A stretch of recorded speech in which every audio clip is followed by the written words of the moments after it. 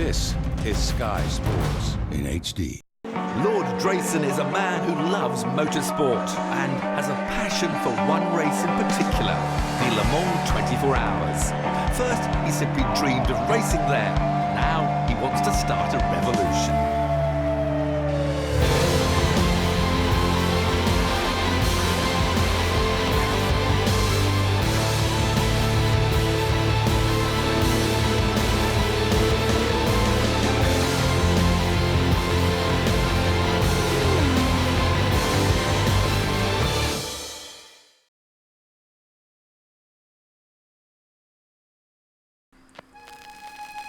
Le Mans is so much more than just another motor race. It's a whole week of June set in the beautiful countryside that surrounds the town that carries its name. And the pre-race scrutineering is done not at the racetrack, but in the town centre. Do you know, I think the whole town has turned out to get up close and personal at the cars and drivers. Fantastic atmosphere. Welcome to Le Mans, the 78th running of the world's most famous race. A race where each car does the same distance as a whole Grand Prix season. Each driver does the equivalent of 5 Grand Prix. It's not just the world's most famous race, it's the world's toughest race. Lord Drayson's quest to follow his dreams began not at Le Mans, but at a deserted Valencia circuit early in 2008, and the start of his international racing career.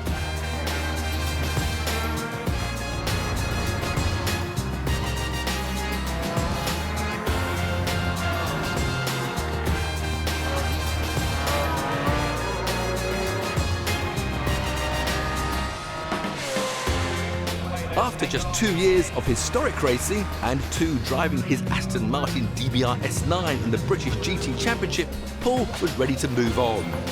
2 wins with his young professional teammate Johnny Cocker had secured them the runners-up spot in 2007 and proved Paul had the speed. But there was one more obstacle to overcome. He only has sight in one eye, and the Le Mans regulations barred anyone from monocular vision. The American Le Mans series, however, has no such rule, so that was where Paul was heading to prove he was capable, and at the same time prove that you can still go motor racing and have a green agenda. Motor racing is important to a lot of people, so it's important that motor racing shows that it's concerned about what's happening to the planet. It's recognising that climate change is probably the biggest challenge that our generation faces. So what can motor racing do about that? So, having stepped away from his post as a minister in Gordon Brown's government, Paul Drayson was taking a year out to prove both his driving and his green credentials. A new team, Drayson Barwell, was formed, and they were soon packing their crates and heading off on a great American adventure.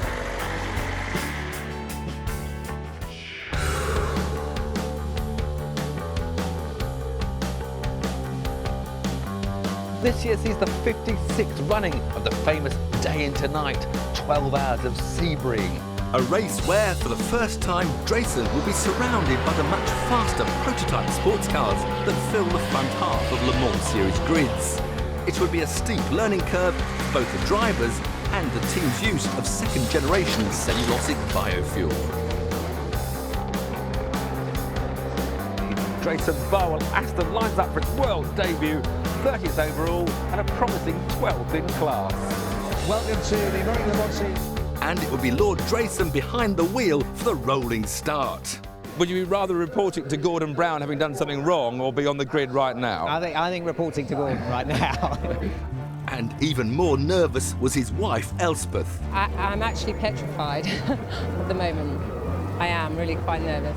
Drivers, start your engines! By for 19,000 horsepower, unleashed down the front straight. It'll be a drag race. Audi versus Peugeot across the line, and we're racing here at Sebring.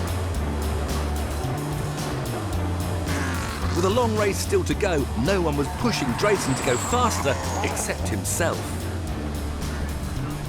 Alpha's gone the 007.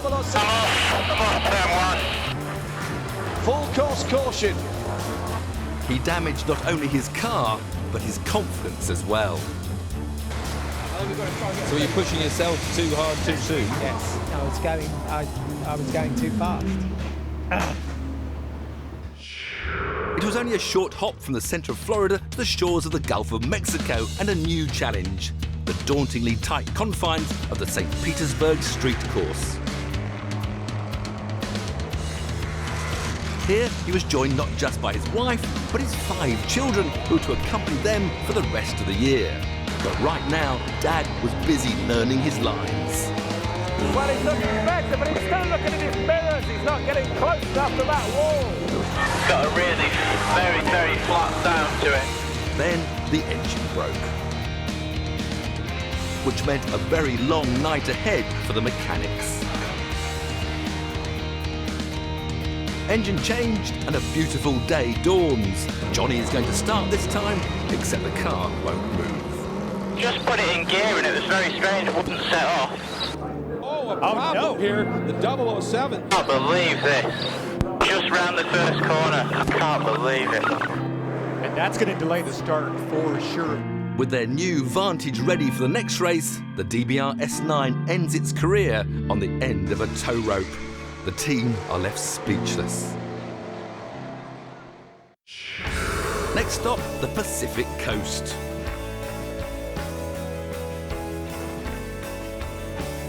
Welcome to Long Beach, California, 20 miles south of Los Angeles. In the late 70s, early 80s, it was Formula One stars like James Hunt and Niki Lauda that graced its streets. The new Vantage is the first Aston Martin race car that has been designed from the start to run on green fuel. And finally, the team gets to see not just the start of the race,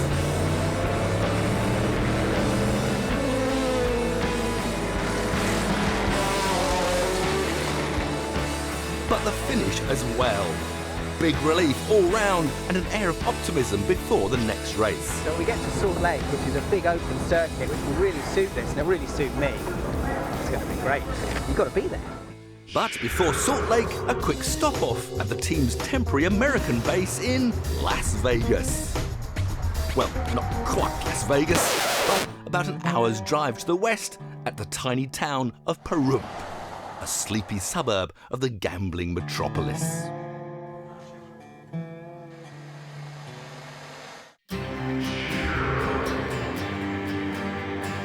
And after all that rest and preparation, the team had the luxury of a 2-day test, booked right here at the Miller Motorsport Park in Salt Lake City, the venue for their next race. But the car wasn't so keen to join in the fun and retired itself to the garage. Unfortunately, at this stage in development of the car, there's still only 3 engines in existence, and so we had to have one urgently flown out here. However, as Paul predicted, once back on the wide open Salt Lake track, he was beginning to set more and more competitive times, until he got a bit too competitive.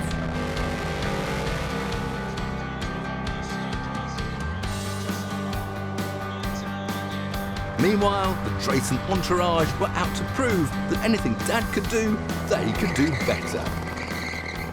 But it wasn't all play, as homeschooling was an everyday activity.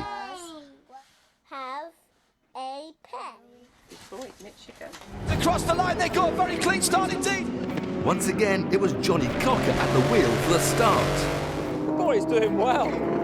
Well, he was until... Strong smell of oil, do you want me to come in? For the second time in just 4 races, it looked like Lord Drayson wasn't even going to get a drive. Such a shame for that team who are desperate to get Paul Drayson qualified to go to Le Mans. Just seriously, this is not good enough. Aston Martin, here comes Lord Drayson. He's on his way home to see you. Not good enough. Back home, the old DBR S9 was being used as a test mule, running up and down a runway fitted with another of Lord Drayson's green initiatives, a carbon capture system, to see if it could be incorporated in the race car.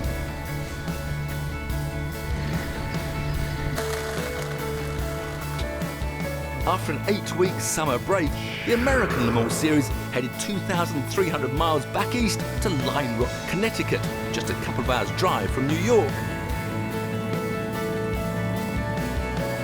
where the Drayson Barwell team became the first to install a carbon capture system into a racing car. But other problems remained. Guess what? A red flag. Fifth one today, then. So not exactly the smooth progression towards qualifying that the team had hoped for. Green, green, green, green. And the race didn't go much better. The break stopping is terrible. Is the car safe? We're retiring the car and we're out.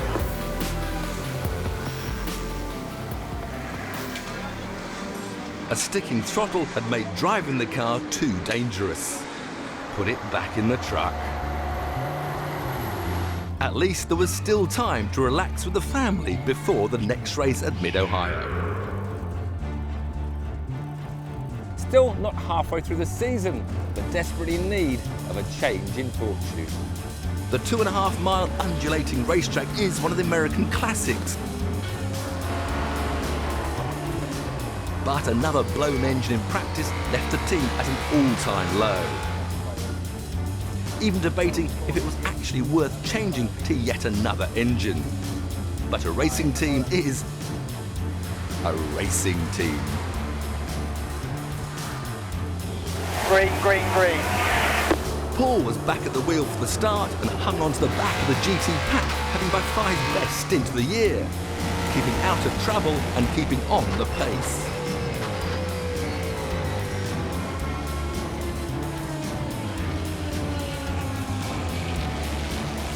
We're racing. Check who's out. Good job, everybody. And when Paul brought the car home, there was a huge feeling of relief all round. Nice job, everybody. And a trophy for Paul for finishing third in the Founders' Cup for the best owner drivers.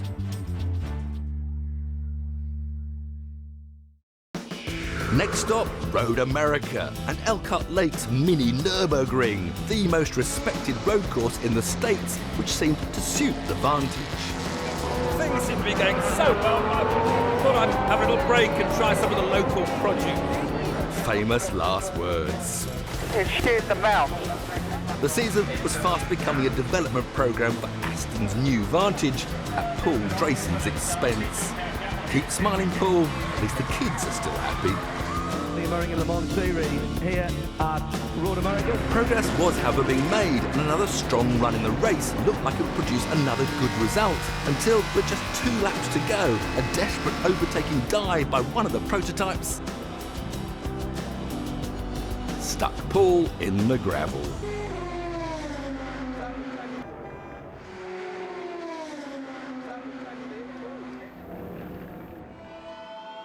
Okay, kids, back on the bus. But all that is behind them as the teams head across the border into Canada, the only race of the year outside the United States. And time for a very first-hand geography lesson. Well, the engine changes have been done and the old faithful motor that's done more miles than all of the others put together is back in the car. But the dive-bombing prototypes kept coming. Oh, did you just see that? That was ridiculous. You're in a really good run, Paul. Try and regroup.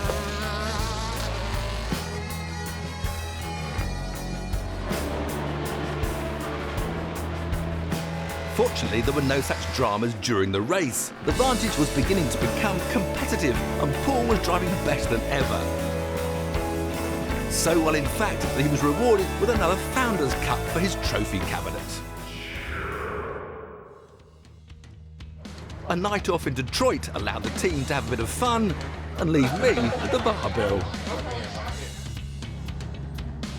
Well, street circuit, rain, we'll see. Best of luck. Thanks, it'll be fine.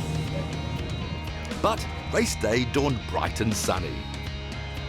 GM Chevy pace car pulls off. Scott Shaw pulls to the inside and gets the power down just before the kick, and he's got a great start. Once again, Paul started, but the rain in practice had meant he had had very little experience in the drive. And on only the second lap... Oh, big problem here for the 007. This is Paul Drayson. Are you okay, Paul? You okay? I'm fine. Car's had it. Lord Drayson has dinged it. And we're done. Once it goes up the plateau, that's it. Basically, I was launched into the concrete and then just went smack. Well, at least I know what it's like to hit the wall. Road Atlanta is the blue ribbon event of the ALMS, known as the Petit Le Mans. The race also incorporates the first running of the Green Challenge, a title that will mean more to Drayson than winning the race outright. It's another day and night event, which means that all the drivers must qualify both in the light and the dark. But come the evening, one of the drivers is missing. Bit of a stranger at the moment. Paul was due to go out in the car, but apparently he's just had a phone call from Gordon Brown. Hopefully he'll be back in time to night qualify.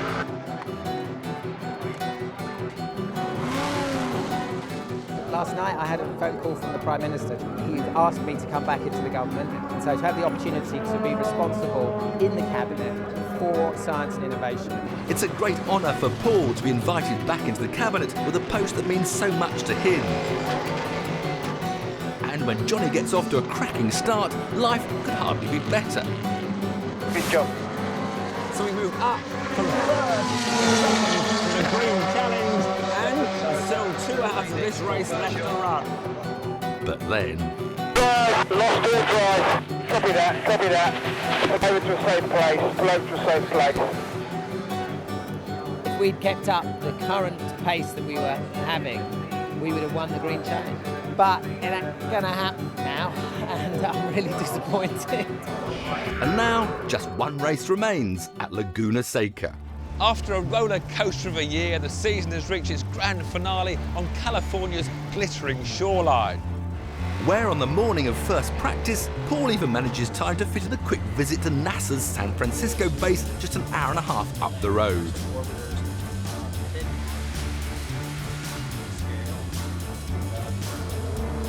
In qualifying, Johnny sets a genuinely competitive pace, and Paul isn't that far behind him. You wait till the last practice session of the year and probably drive the best you've done all year. It's been a long-term plan from the beginning of the season. I was saving all this talent up, right? And for the children, the year has been the experience of a lifetime. It's been fantastic. It's changed their life, I think. No, I think it's been one big adventure. Very little frustration and just excitement. Down towards the first corner, it's accurate, accurate, accurate. But would the last race bring the year to an end on a high or a low? That's really good, really good. Keep it going. As the sun set and the end neared, Paul was still busy trying to avoid prototypes, but he made it to the finish. Oh, we've done it! Woo! Great drive, Paul, well done. The team had had their best finish at the last race. We'll take that anyway, though, won't we? Yeah. Great year. A happy family and a happy team. But 3 months later, Paul had the best result of all. He'd proved he could compete on an international level, and now he had. Here it is, licence to Le Mans.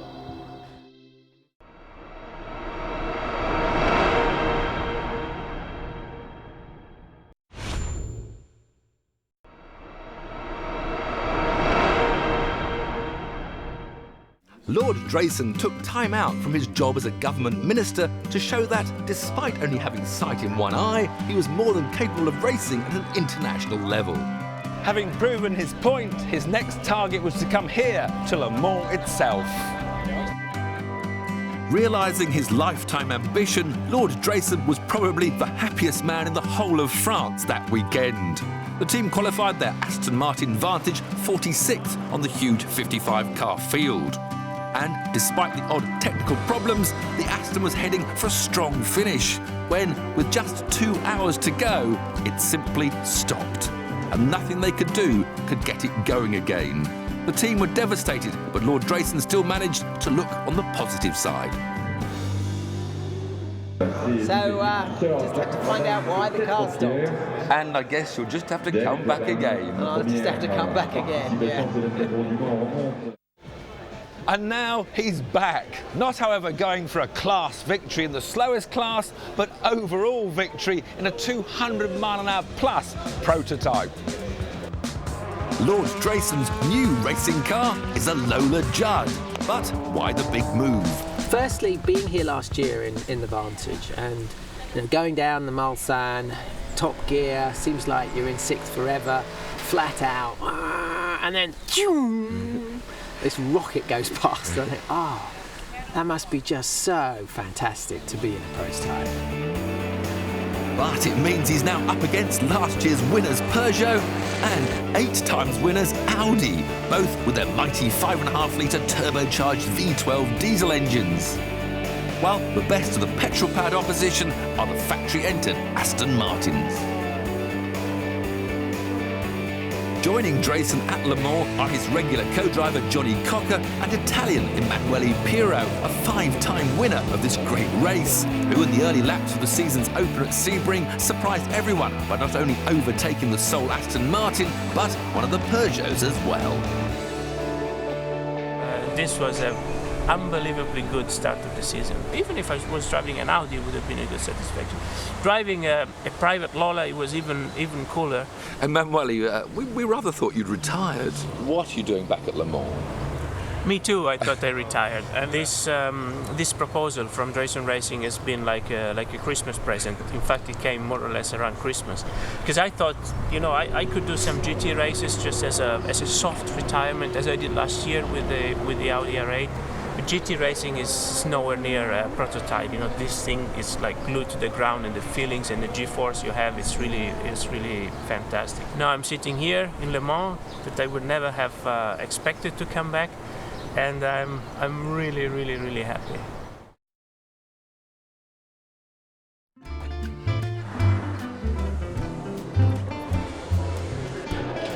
So important to hit the ground running here in first practice Wednesday afternoon. You're listening to Radio Le Mans 91.2 FM. This early session really important as we've had no test day, of course, this year. Down in the pit lane, Johnny Cocker has just jumped aboard the Drayson Racing Lola. The number 11 car is heading out of the pit lane for its first lap of the SAT circuit for 2010.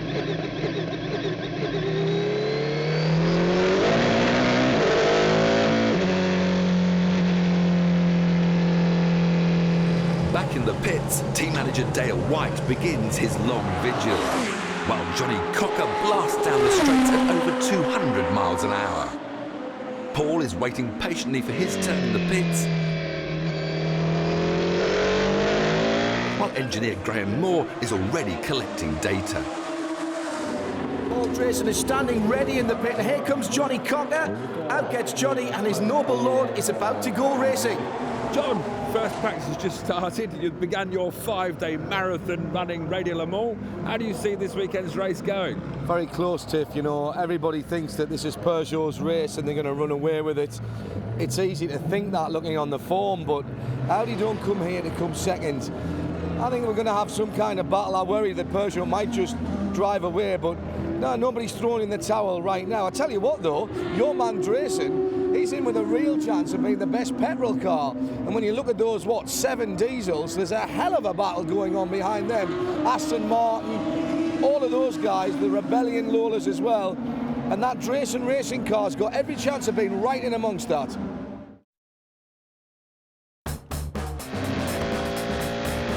And down the long straights of Le Mans, the power advantage of the turbocharged diesels is plain to see.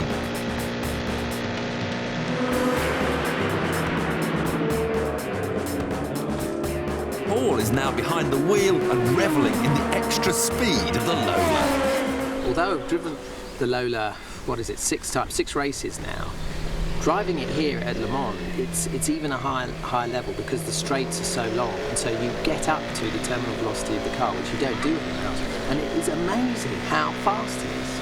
I'm completely wide-eyed, hanging on, the whole thing's shaking. It's an incredible machine.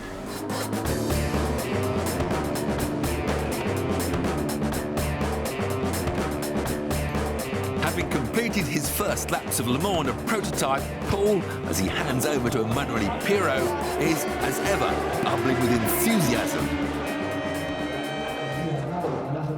So, Paul, last year you were one of the slowest cars doing 170 miles an hour down the Northside Straight.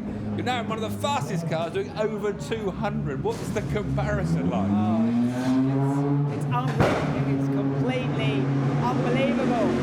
And the lap's over so fast. And those long straights where you had time in the GT to notice the scenery, you haven't got any time in this. It's incredible, Tim. It's just incredible. And at the moment, it's quite a handful because it's following the tram lines in the road, so it's got a bit of a mind of its own. It's still a proper road, you know, but where the trucks go down, they leave 2 indentations in each lane, which is what the cars tend to go in. So you're going down the straight, and then the car goes ying, like that. Yeah. And right next door to Lord Drayson is a man making his Le Mans debut, none other than Nigel Mansell. Well, he's driving with his 2 sons, and there's no doubt that Nigel Mansell is adding a bit of sparkle to this year's Le Mans. The prototype that Lord Drayson drives is built by the Huntington manufacturer Lola. They've been building racing cars for over 50 years, and they've won the Indianapolis 500 5 times. They built the Ford GT40 prototypes in the mid-60s, and it's the same chassis that Aston Martin have been using here at Le Mans for the last couple of years. But whilst Aston Martin have their famous V12 in the back, this has got a V10 built by Judd, the rugby engine specialist who used to build the Grand Prix engines for Williams Grand Prix back in the late 80s. And this V10 has got 700 horsepower. To all intents and purposes, a sports prototype is a Grand Prix car covered in bodywork. Well, the funny thing is, nowadays, the current sports prototype, basically we've got a similar sort of horsepower, but we've got massive torque with the diesels, and we also have got a lot of downforce, probably more than the current Formula 1 cars. More. So it's a bizarre experience. You drive through the slow sections in this quite cumbersome, lethargic, heavy car that's slow to respond, and you, come on girl, you know, she's understeering around the corners and you're giving her time, and then as soon as you get up to the high speed, it just changes. It's electric and it's super sharp, just like an F1 car is. So the biggest single difference is the fact that we are by regulation 300 kilos heavier, but those 300 kilos mean that we can do the 24 hours without changing gearboxes or discs or brakes or anything else, unlike a Formula 1 car. Le Mans is all about high speed, so it's a really good feeling and something that feels familiar to a Formula 1 car. The interesting part is that our Audi R15 TDI, it's got probably more technology on it than a Formula 1 car right now. So it's a proper beast to drive. And I think that's one of the reasons that there's quite a lot of Formula 1 drivers here. I think 16 just ex-F1 drivers are here this weekend, and how they're adapting to sports cars just like that. While Emanuele Pirro has joined the team for the longer races, Paul's regular partner Johnny Cocker is also having to adapt to the extra speed of the Lola Judd. He'd only ever raced GT cars before, so how'd he found the transition? Yeah, I mean, I remember Dale sent me an email saying something along the lines of, what do you think about LMP1? And I was like, this should be good. In the back of my mind, I was always thinking, you know, I've had 0 single-seater experience, no experience of any kind of downforce more than what you get in a GT2 car, which is barely anything really. So, yeah, it was a bit of a step. I was a little bit apprehensive, but after the first drive of the car, we just did a little shakedown at Stowe Circuit at Silverstone. It was just enough for a taster, and that kind of made me feel a little bit more comfortable with everything. And Johnny went on to surprise everyone by putting the Lola on pole position for only its 3rd race in Japan, albeit without the presence of Audi or Peugeot. In the gathering gloom of Wednesday evening at Le Mans, and the first qualifying session is about to get underway. Green flag at the end of the pit lane, and it gets serious now. Qualifying has begun. The team's first task is to simply get all 3 drivers to run their mandatory 3 laps in the dark. 3 minutes remaining, 3 minutes. Pit now. Driver change, driver change.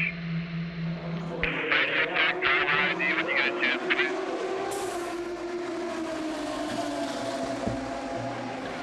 Ready to check, Madam Command Driver. But even simple plans like that can be thrown into confusion with the unwanted arrival of a red flag. Oof, that's thrown a spanner in the works. Red flag. The car had to be pushed back to the garage to await the restart. Finally, with the basic qualification done, Pirro is in the car and going for a lap time.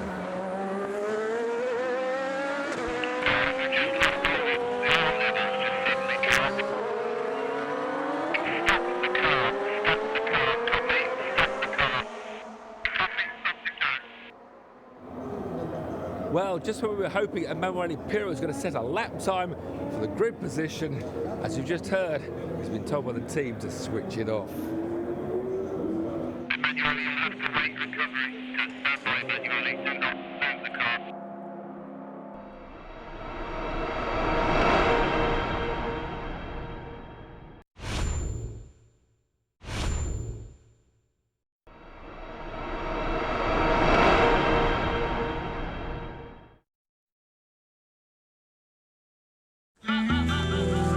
It's Thursday morning at Le Mans and the fans are waking up to a damp start for the second day of qualifying, which doesn't help the mood in the Drayson racing team.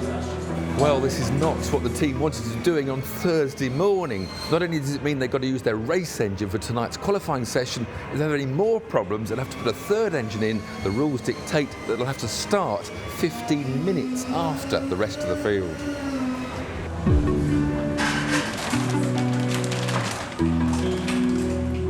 Dale, this wasn't quite the plan. You're now putting in your race engine when you didn't want to. How's that going to compromise the whole weekend?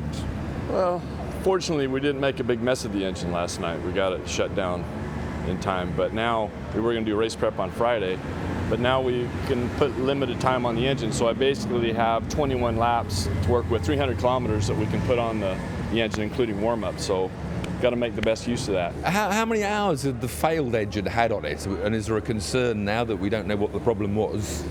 You know, it was nowhere near its end of its normal lifespan, but I'm not worried. Does it show? Race engineer Graham Moore has to come up with a new plan. Okay, guys, obviously we have to sort of revise what we're going to do over the next two sessions because we've changed the engine, and that means that we are limited on the number of laps we can do on that engine because that's now a race engine. Now, looking at how wet it is, Dan and I have been working on maybe increasing a little bit the aero. I really think we need more dry laps than wet laps. So I would limit the wet driving to the minimum because it's unlikely that we have a wet race. So I wouldn't just drive around and use all the laps now, and then if it's getting dry tonight or tomorrow in the warm-up, we don't have more laps. This is now our race car, so whatever we do from now on could possibly compromise our race in terms of reliability. So I think we need to bear that in mind and concentrate on having a car which we can drive comfortably for 24 hours. If there is this limitation on the amount of time we can run for each of us as drivers, then focus my time on going out, maximum stability, drive conditions, car all set up, going back timing. What kind of time do you think? What to guess? 7:30. Best guess. Let's go and see. I'll give you an update. So you'll get yourself ready. Yeah. Okay. Fortunately, the worst of the rain stayed away and the track was almost dry when Johnny headed out to check the new engine installation. But he didn't get far.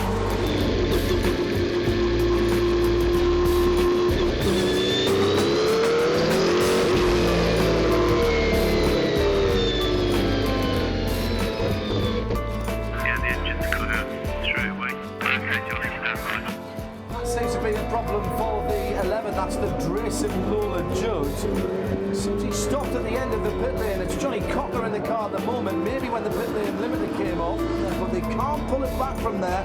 So whatever happens, if it's going to complete the session, it's going to have to go all the way around.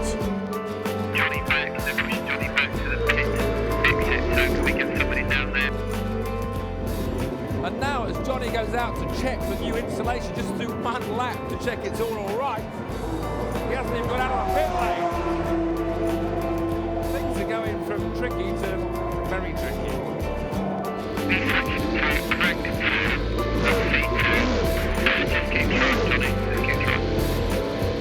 After fiddling with a few switches, Johnny succeeds in coaxing the Judd engine back into life. But he's still got to get the car back to the garage. It's fingers crossed all round.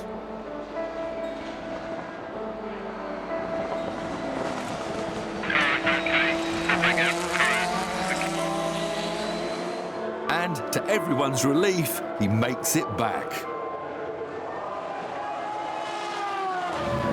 Johnny, what was all that about? We went out and just to basically do an install lap, and as soon as I got on the throttle, the car shut down. So just another drama, really. How did you get it going again? We heard stuff on the radio about switching different switches. Yeah, we basically we've got 2 crank position sensors on the car, and we think that the primary sensor's gone down, so we switched to the backup, and that got us back. I was a bit wary of using too much throttle.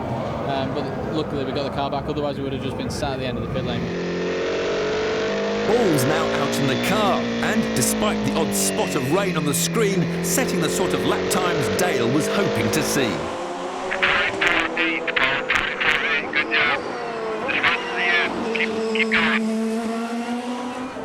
And he's rewarded by the arrival of his wife Elspeth and their 5 children.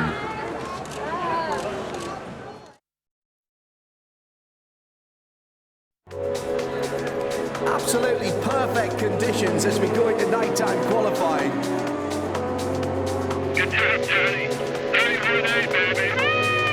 I think we'll bring you now the stage from the engine. That time would place the Lola 14th on the grid, 12 seconds off the pace of the pole-sitting Peugeot, but just 5 behind the petrol-powered Aston Martins. After all the tension of qualifying, Friday is a day off for the drivers, which means for Paul Drayson relaxing at a rather nice rented chateau with his family.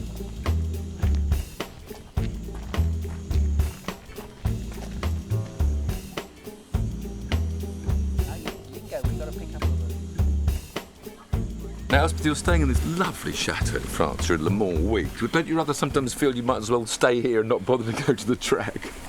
Well, it is a big contrast, I have to say, and it's nice to be able to rest here in between, but because when we're on the track, everything's tension, stress, excitement. And you're co-owner of the team, so are you getting more involved yourself? Do you want it to be? I'm certainly more involved when we're away from the races. At the race, I tend to be a sort of wife, mother, and general worrier. But certainly off the track and away, I sort of know some of the extreme hard work that goes into making it. Of course, after the general election, I presume you might get a bit more Paul at home at the moment, do you? We do get more of him at home, which is fantastic, really, for the family. He's able to take kids to school, attend plays, sports days, help with the homework as necessary, and but at the same time able to concentrate on the racing in terms of fitness and I suppose mental preparation as well. And it was always very difficult when he was sort of full on in government. And he enjoyed that, that's the trouble. He's lost something but he's gained something. It's an awful double-edged sword, is it classic? Yes, no, that is true, and there was certainly a period of adjustment because you go from a very frenetic and intense life to suddenly you're no longer required. That's the one thing, because when he had so many lovely projects he was working on, then they just stopped. It must be awfully frustrating. Is he frustrated that what he's had to leave behind unfinished work?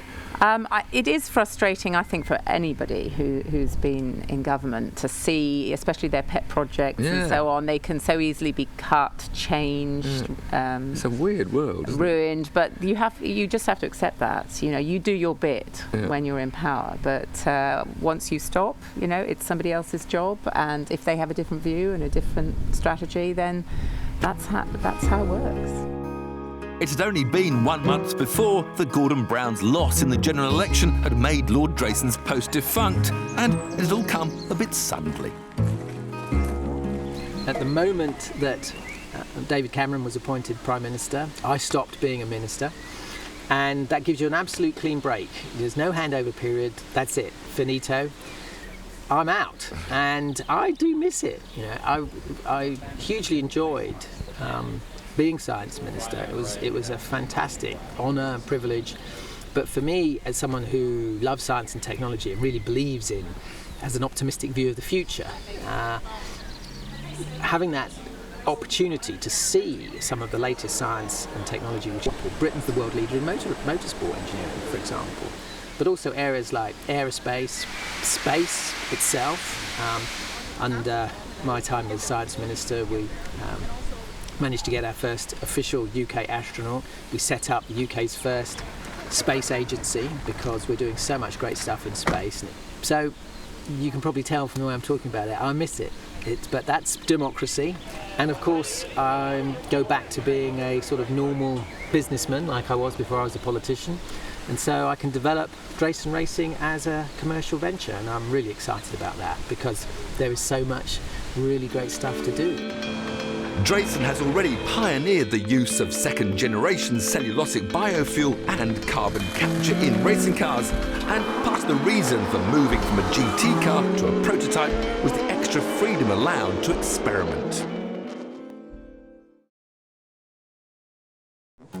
But Friday isn't just about relaxing at the chateau. There's the afternoon's drivers' parade as well.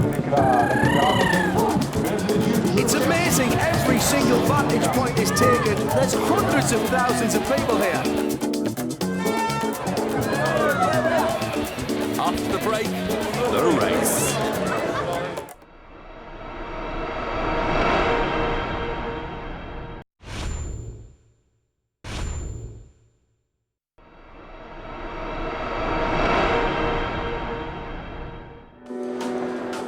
Despite all the dramas in practice, when the Drayson Racing team had to change their engine a day early, and then even that didn't work properly, the Drayson family are still in good spirits.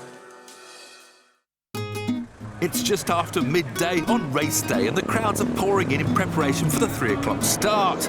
But as the cars head out to join the dancing girls on the grid, there's still been time for some last-minute drama. Only 2 hours before the race start, there seems to be a bit of panic going on, or at least work. Well, yeah, exactly. I mean, we've had a bit of a last-minute problem.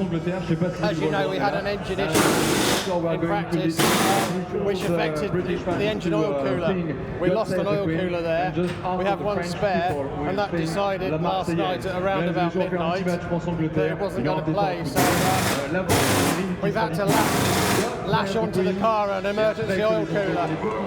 But by the time the final ceremonies are underway, the car is ready and the great race is about to begin. Paul, how are you feeling now? You're about to start Le Mans for the first pretty time. Nervous, but you sleep happy. all right? No, pretty average, really. Good luck. Have a great Thanks race. We'll see you in a couple of hours' time. All right, thanks a lot. Thanks.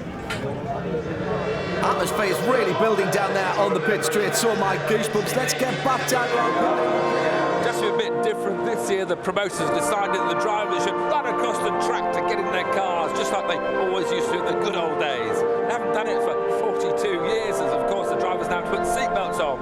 It's just for show. They don't start the race straight away this time.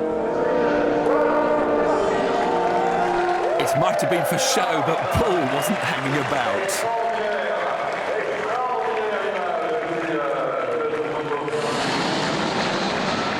Once La Patrouille de France had done their thing and the cars completed a warm-up lap, the grid was ready for the off.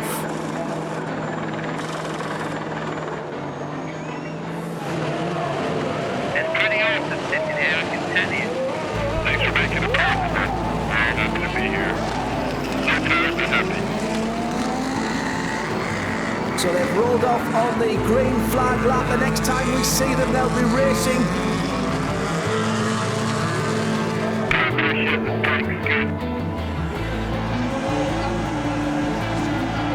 It's the 4 Peugeots who'll come round. Be ready. 40,000 horsepower about to be unleashed as the clock strikes 3. And the 78th running of the Grand Prix d'Endurance is gone. Great. The best sound in the world goes underneath our feet here in the commentary box. Peugeot 1, 2, 3 and 4 as they go up to the Dunlop chicane for the first time, and Alan McNish is challenging in 5th position. Already the lead Peugeot begins to streak away down through the S's. Huge crowd on the bankside. This looks to be another classic race at the start.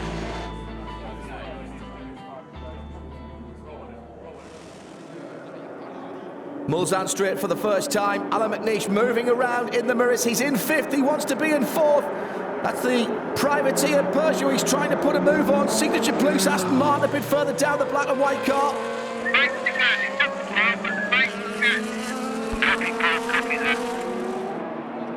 Here's McNish, he's having another go. Will he get 4th place?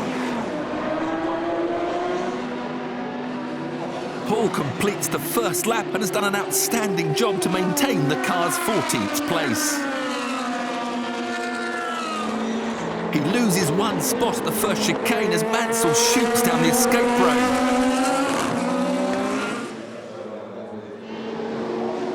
But soon settles into an excellent rhythm, holding his position ahead of the former world champion.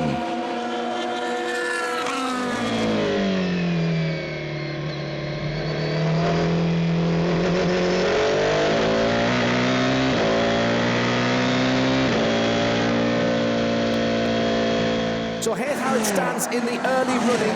Peugeot still have the top 4 places. Works Audis 5, 6 and 7. The diesels as expected at the head of the field. While Paul continues to impress all with his pace.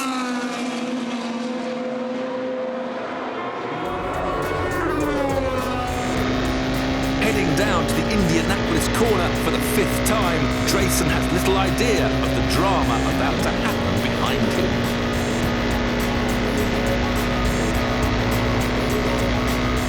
That's Mansell. Mansell is off. Oh, and that looks like a big one. Well, just half an hour into the race, everything's gone very quiet. The pace cars are out because Nigel Mansell, who was running just behind Lord Drayson, has had an accident on the very high-speed 200-mile-an-hour+ stretch down to Indianapolis. He's in the ambulance at the moment. The car didn't look that badly damaged, but we don't really know Nigel's condition. But a little bit shocking so early in the race.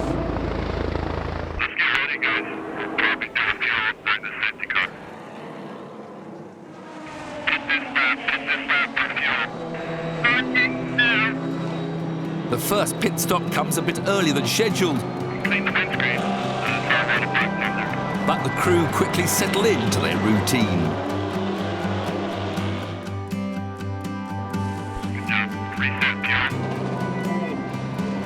Yeah, well, that's all about strategy, and that'll play out later on in the race. But for now, we're just at the end of the first hour. What a first hour it's been. Domination by Peugeot. Still the number 3 car leading, with his teammates 2nd and 3rd. First of the Audis in 4th position.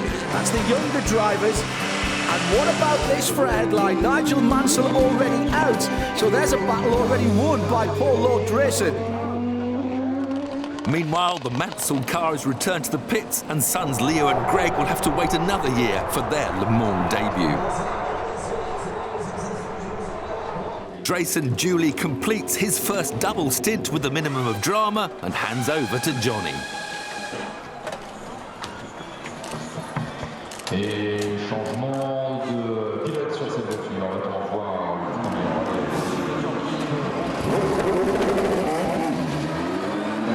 Wow! What a great start! I know! That was a full Steve McQueen. Good start. The brakes were not ready. Yeah, we heard on the radio you weren't happy. But, so I was being careful. But, you know, safety. No, I've got some more time yet. It's fast. Oh, it's so great. But there's unexpected dramas for others at the front of the field. Absolutely not the start that Peugeot wanted. With the number 3 car, some kind of suspension problem, we think, on the right front. So they'll not be happy with that.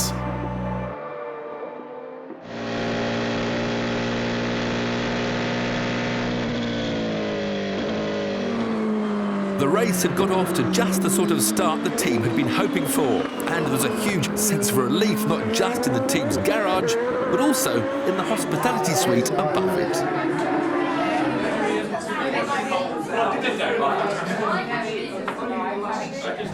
The tension seems to have disappeared now before the race. I think getting through those 2 hours was very important, and there was a lot of tension here. But we're delighted to have got to this stage, and Paul is a very happy driver. Yes. So. About the girls, are you very happy as well? What's this cake you're eating? It's birthday cake. Whose birthday is it? Mine. No. How old? 11. As the car number is. So you've got the car number especially for your birthday. Yeah. Johnny cruises through his first double stint, and now it's Emanuele Pirro behind the wheel with the Lola Judd alive in his hands as the superb Le Mans circuit unravels beneath him with slower cars and ever-present hazard.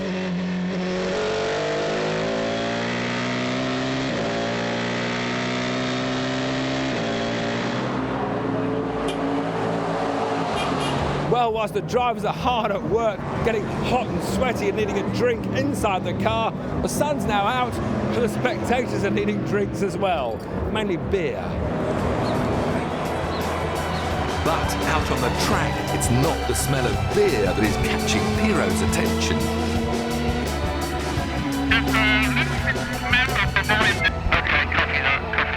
Dale, 5 hours into the race, we slipped back to 19th with a few niggling problems, but nothing for major concern.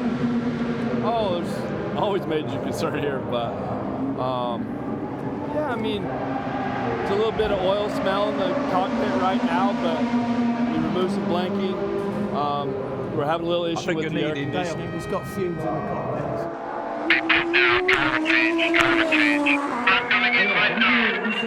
Well, the team are tweeting that there might be a problem with the car, but this looks fairly routine as a pit stop. We need to keep an eye on this. Emanuele hops out of the car, reassures Paul that the problem is nothing too drastic.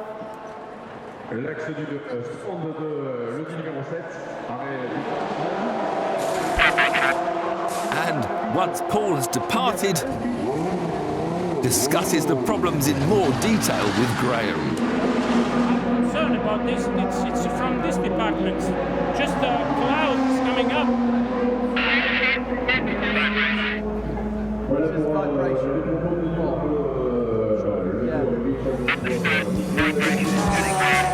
Half past 7 here in France, and it's still Peugeot who lead. 1, 2 and 3 for the Lions. Best of the Audis in 4th position, and Aston Martin Racing have the first petrol engine car in 6th. But the fumes in the cockpit are getting worse. Paul is back in the pits, and something has to be done. Well, that's not routine. The rear decks come off the number 11 car. I wonder if this is linked to the problem we heard about earlier. They're looking for the problem. A little bit, but it's not going to be anything like it was. Okay. Paul's been in and out. Then do you find the cause of this fumes? Yeah, there's a hose that was near the exhaust, and it was just getting a little smoke off the covering. It's got like a covering on it. So what have you done about it? Tie wrapped it back out of the way, but we're going to do a more proper fix next pit stop just to be sure. Paul manages to complete the stint and comes in to hand over to Johnny. The stress of driving the car under these conditions clear to see.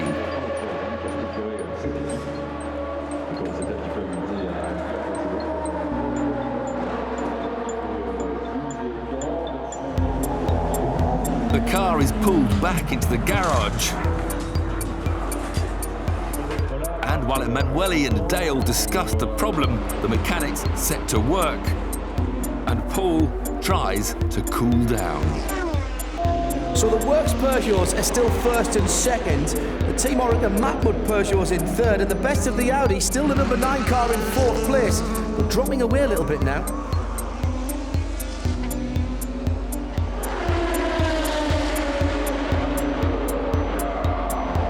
After a 14-minute stop, the car re-emerges from the garage.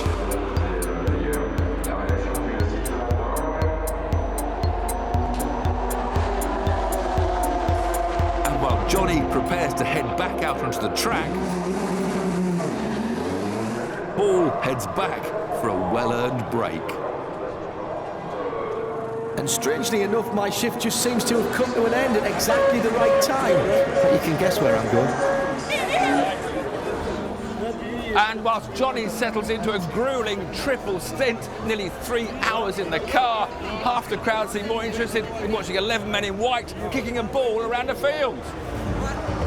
Yes, it was World Cup week as well.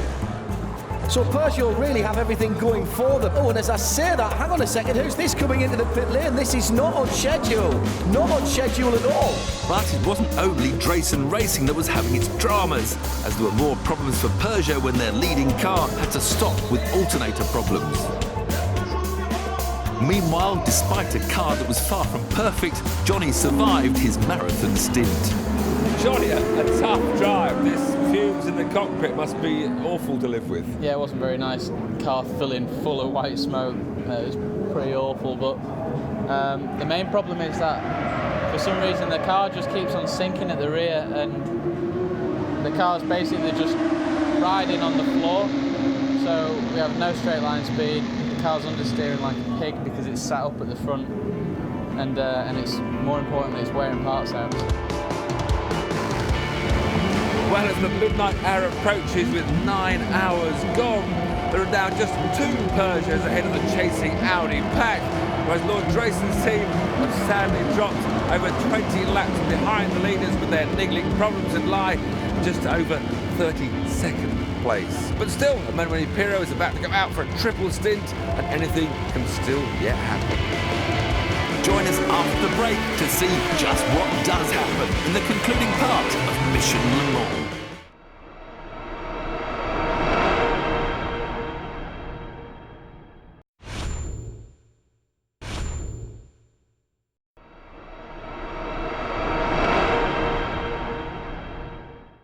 It's midnight at Le Mans and the magic of racing through the darkness of the night.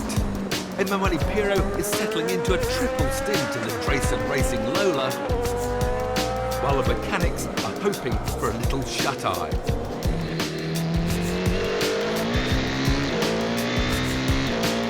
But there can be no such break for the driver in the car, nor the engineer monitoring its progress. Lord Drayson is on standby in the pits.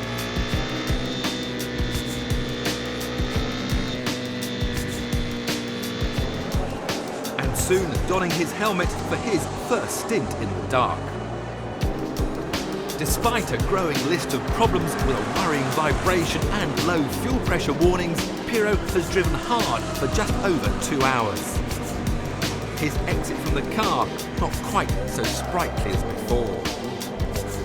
While the mechanics complete their ever-efficient routine, Emanuele tries to explain his problems to his wife, Marlene.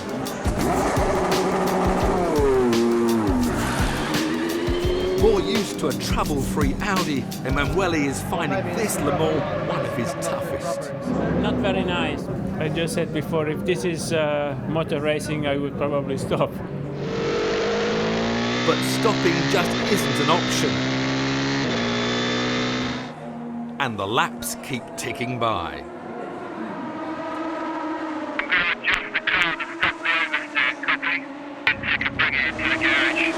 After discussing the mounting problems with Emanuele, the team decide to bring Drayson in. Straight in the garage, please. And put the car straight into the garage to try and fix them once and for all. Oh, here's some more drama from the pit lane. The number 11 Lola, that's the Drayson Racing car. Well, we've seen the times have been going out and it's back in the pit lane, and indeed it's going back in the garage now. So that's the 11 Drayson Racing car back in the garage. Let's get back to the action out on the circuit where it's still Peugeot that's leading. While the team goes to work, Paul waits around to complete his stint, but it's going to be a long wait. The burnt pipe that caused the smoke is replaced, and Dale thinks he's found the cause of the vibration. We found a damper issue, which has been kind of the source of our vibration. The drivers all felt it in the rear, but it was actually the front. Such a tough race this year, 5 o'clock in the morning, and already 16 official retirements, but it's still Peugeot number 2 that leads here at Le Mans. After a 2-hour stop, the crew think their work is done. The car is refueled and Paul is heading back to the cockpit. But all is still not well, and the car has to be returned to the garage. The fuel pressure had been fluctuating for some time, and now was also a smell of petrol in the cockpit. The extra complication of having to change the fuel tank for their flex fuel swap from bioethanol to petrol was working against them. The tank has to come out.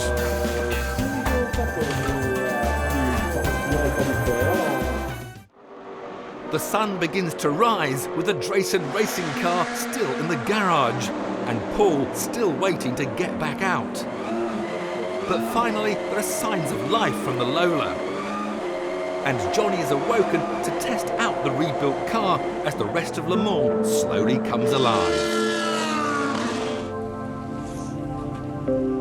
Quite a lot of you just getting up and coming to the circuit now. It's 91.2 FM. Here's how things have been going overnight.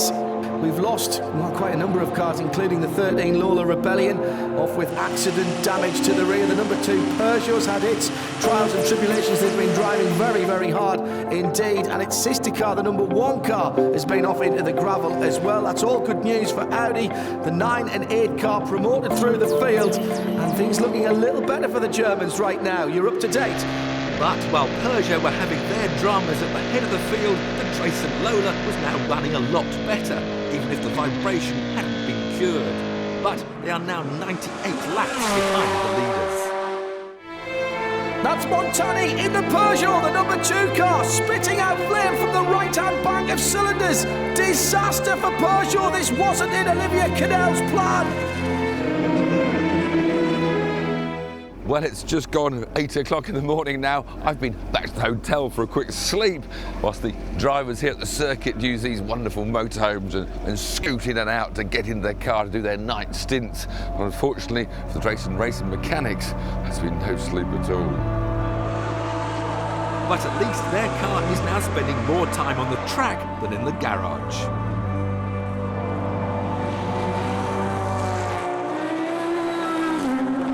John, just 4 hours of the great race left. It's been a night of drama. How come the Peugeots fell apart? Poor old Lord Drayson's car's had a lot of problems. Why has this race been so tough this year? You know, you've been here. You finished on the podium here. There's no guarantees, Tiff. Doesn't matter how much effort you put in it, how many cubic euros you spend. You can't buy the victory here. Did Peugeot have the fastest cars? Yeah, of course they did, by some considerable margin.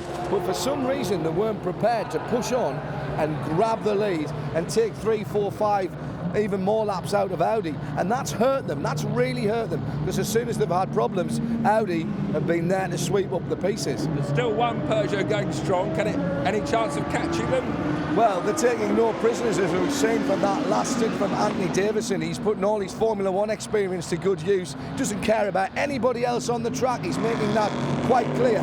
He's not here to be on the podium. He's here to win for Peugeot.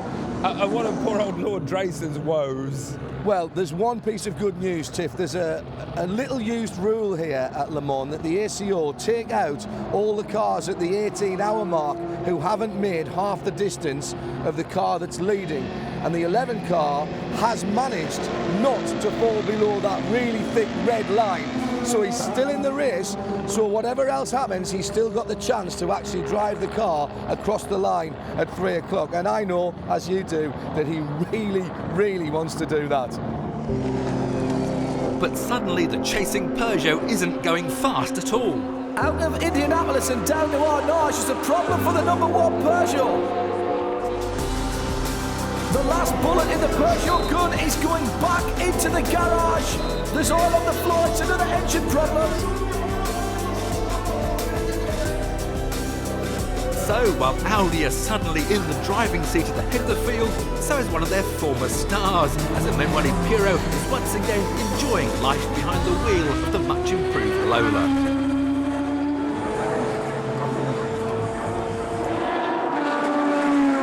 Well, the sun has come out, the crowd is flocking back in, and all we want to see in about 3 hours' time is Lord Drayson drive his Lola Judd across the finish line at Le Mans.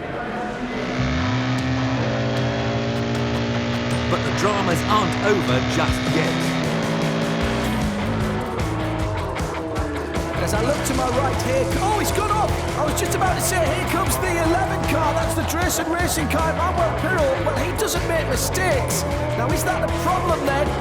Oh, he's cutting straight across the track and into the pit lane, so it must be a problem for Manuel Pirro, and after a hard night, it looks like more work to do. And Manuel, it's more fun and games. You set the fastest lap for the car of the race, and then you have a little trip in the gravel. What's going on? I was applying a gear and it went to neutral. And you know, if you don't have the engine brake, you miss that little bit that doesn't enable to make the corner. So it went to neutral. Then by asking more gears, it came back. So they just found in the telemetry some kind of mechanical problem in the gearbox, which is another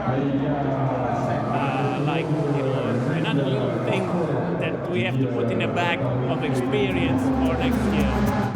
What a turnaround it's been over the last few hours. The final Peugeot went to bed about half an hour ago. That leaves Audi number 9 with the young drivers leading the field. But for Drayson Racing, that dream of a finish is getting ever closer as Paul climbs in for the final stint.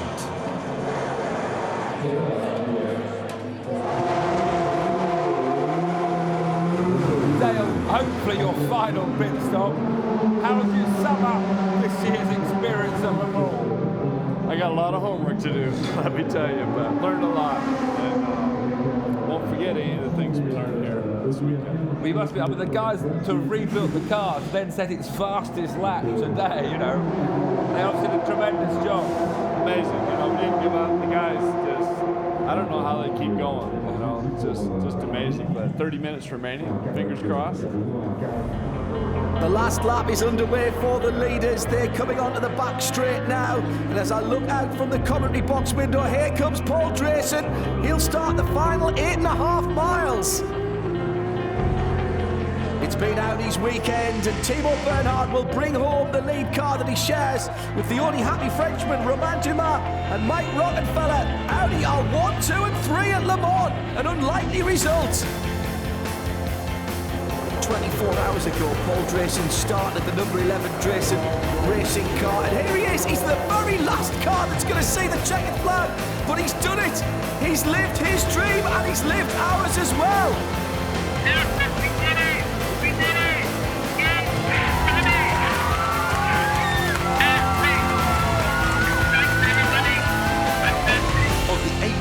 LMP1 cars that started the race, only 6 would cross the finishing line of the grueling Le Mans 24-hour race. For Lord Drayson and his team, it was an overwhelming moment of unbridled joy.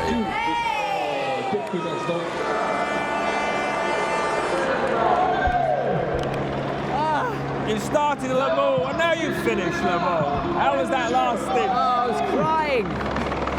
I remember that myself, when all the marshals were out on the track. I can't believe before the racers got that last lap, they all come on the track. It's like, So, now you've retired, now you've finished one and started one. What are you going to do next?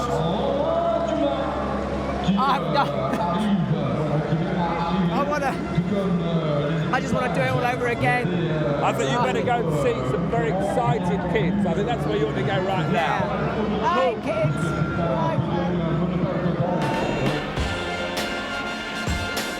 Audi may be the big winners, but everyone who finishes Le Mans is a winner.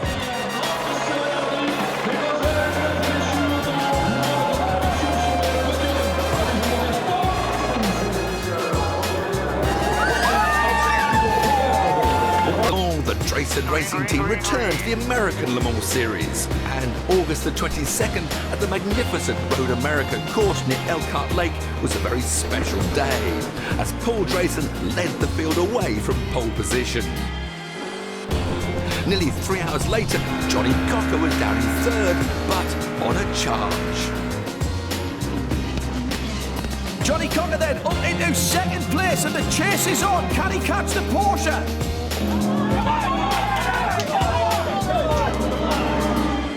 Last lap, 2 corners to go. If he's going to do it, he's got to do it now. Klaus Graf in the Porsche goes wide. Cogger's through.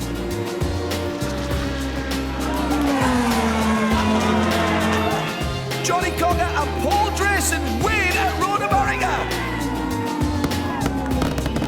This was the first ever outright win for a biofuel car in an international Le Mans race. And despite the added pressures of running their flex fuel system, the team would go on to finish third in the ALMS and third in the Intercontinental Le Mans Cup, behind the factory teams from Audi and Peugeot. With his dream of finishing at Le Mans completed, Lord Drayson has now set his sights on a new target, an electric Le Mans racer. But the memory doesn't fade. It's still one of the best experiences of my life, and I relive it mentally quite often. It's like nothing else, and the atmosphere, the excitement, and the personal challenge of actually just doing it yourself, all of those are completely burned into my memory. But despite his success, and that's the factory Chevrolet Corvette team, the use of biofuels has yet to really take off. I think that it's disappointing that biofuels have not had a bigger impact, both in racing, but also in mainstream use on street cars. The thing that was key, and still is, with biofuels is that second generation biofuels like bioethanol, biobutanol, have the ability to make more of an impact more quickly than other technologies. Because we've developed the ability to use them on conventional internal combustion engines, it means that if we switch to biofuels, we can have a bigger impact now. It doesn't mean that you need a wholesale change of technology like you do for hydrogen fuel cells or electric vehicles. So now, with the proliferation of electric cars emerging from all the main manufacturers, Lord Drayson intends to put a bit of spark into motorsport. The technology exists to make a city-type car electric, to be moving to sort of family saloon type, but the technology isn't there for high-performance cars yet. And so that's where motorsport can really help. At the moment, there aren't very many people who have experience of doing electric racing. And so that's why Drayson Racing Technologies is focusing on this area, to develop the expertise, use what we know from motorsport, the experience we had from racing, what we learned from the development of the biofuel systems, what we learned from what works and what doesn't work in terms of green racing, and apply that to this new technology area. And for me, being able to focus on this, having more time to focus on this as a business is tremendous. Lord Drayson has gone from club racer to international race winner in just 4 years. And we haven't heard the last of the Drayson Racing team yet.